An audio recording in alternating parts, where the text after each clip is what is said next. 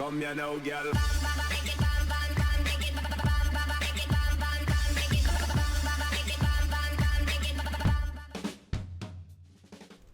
Hello and welcome to What's Map, your one-stop shop for everything workshop. I'm BonBonB and you're very, very welcome. Well, it's been a really strong week for maps this week and we've got another strong one today. It's by a creator we have featured on the show a few times, but it's always been with the assets, and honestly they are one of my, although I can't use any of their assets because they don't fit with my kind of niche, they are one of my favourite creators because their quality is there. Now despite all that, it's my first map. So I reckon anyway. I've had a look through their workshop, I can't see one. I see a few save games, but I can't actually see a map. So it's a first foray into this. I wonder if they're going to be any good. But before we find that out, I've got one little reminder for you. It's, well, a daily one.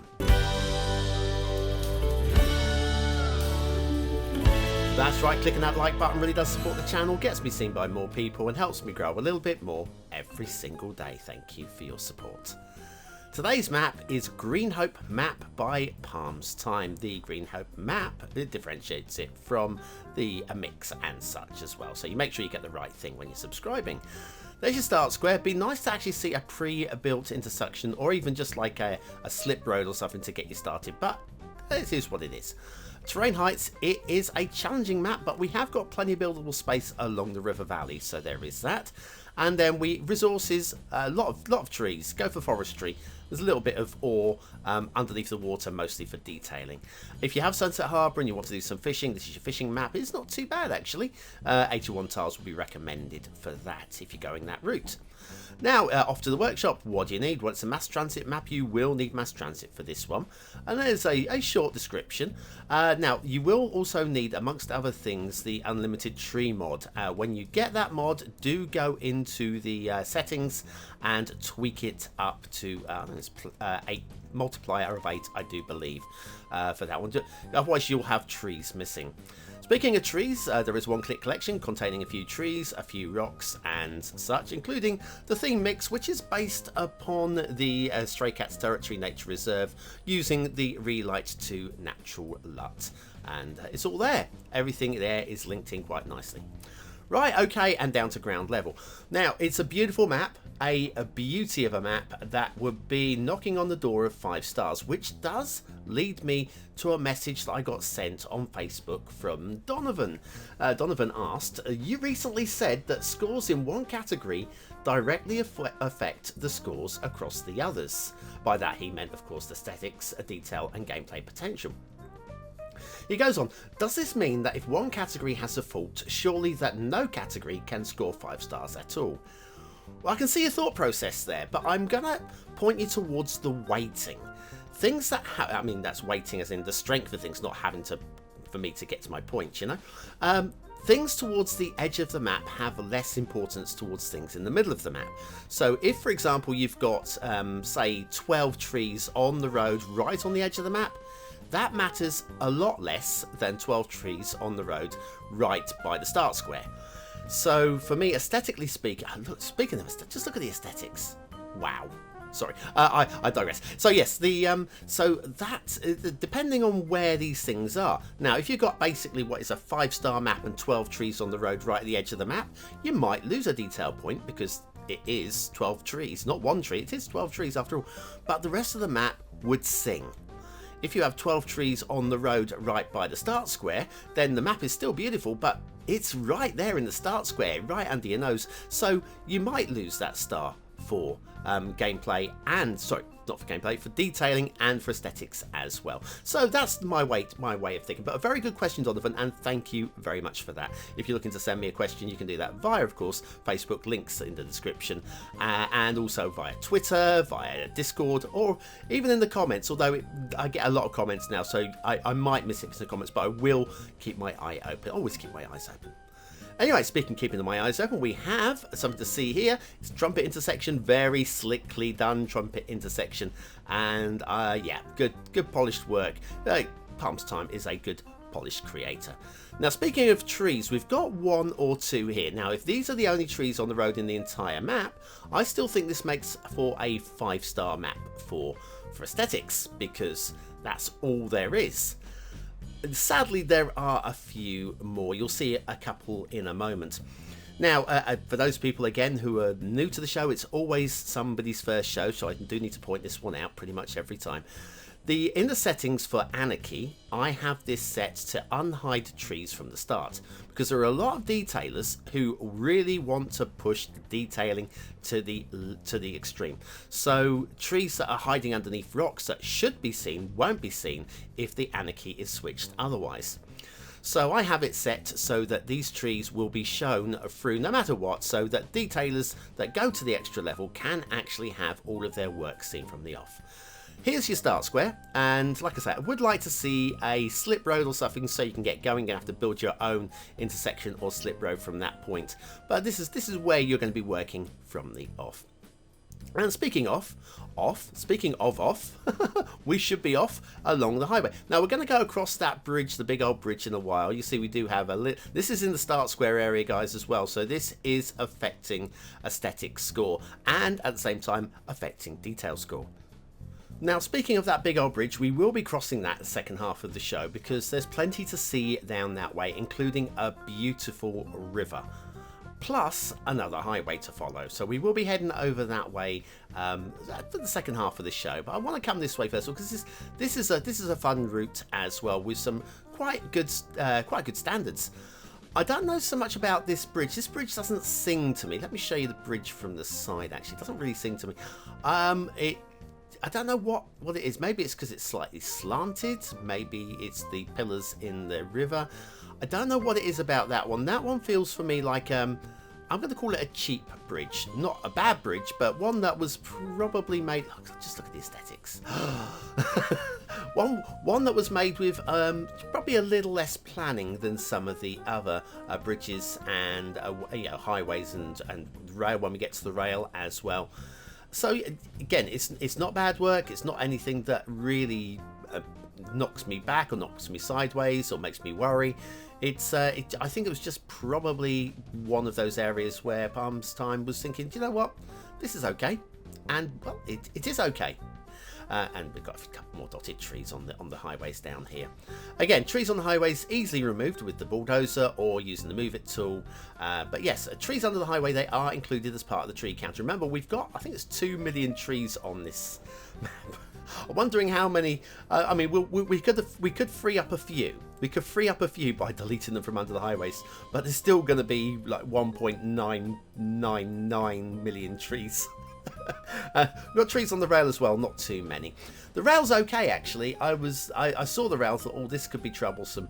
The rail is absolutely fine. It's smooth enough, and there's no real obvious visual gradients going on here, and that's probably the best way to rate these ones. Is once if you don't see a gradient, then in this game there isn't a gradient, even though strictly speaking there might be. I feel we probably come down a bit of a hill to get to this point, although like I say, that might be an optical illusion. I have proven in previous shows that optical illusions happen where you see something that's obviously a gradient and is perfectly flat, or even looks like it's going downhill and it's actually going uphill.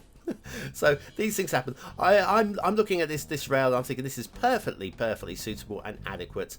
It's going to lead us not quite as far as the start square, but certainly within easy reach, like a jump across the river from the start square. And so if you're looking to play a rail on this map, you're kind of set to go on that one as well, which I'm very pleased by.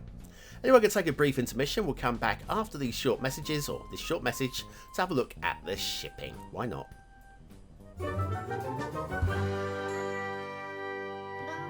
Are your soggy little Sims constantly getting even more soggy? Are you continuously drowning your trees and soaking your city? Then you need BonBonB's flood management tutorial. Click the information button now.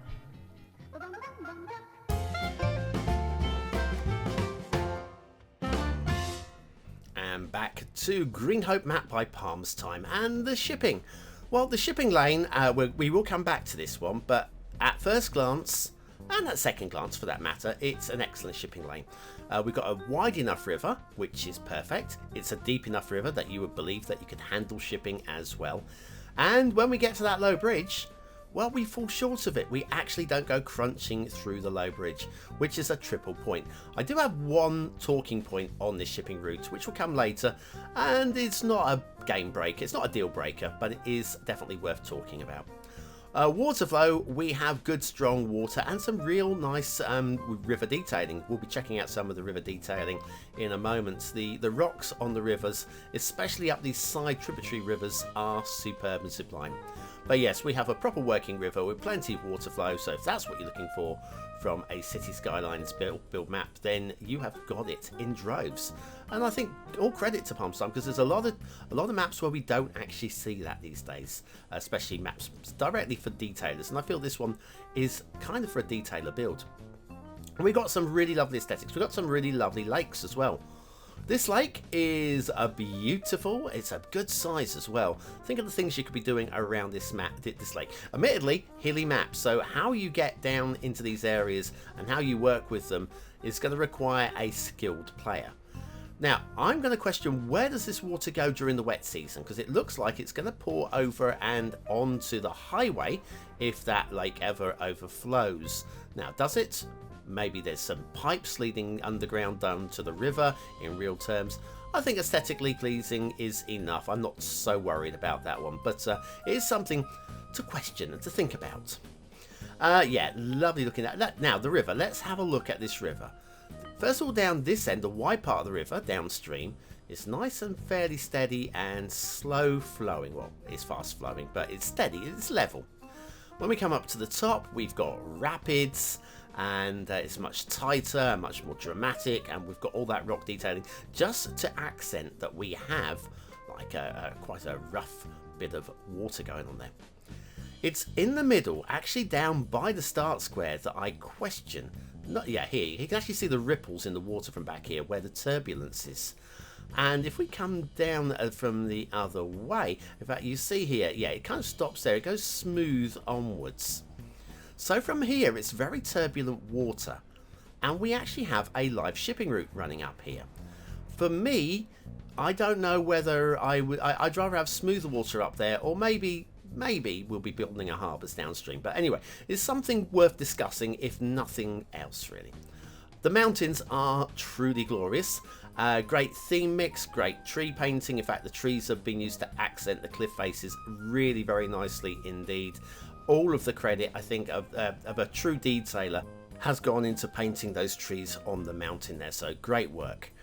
Now let's head back to this bridge. I did promise you we'd go up this route, and there's great and there's disaster both at the same time.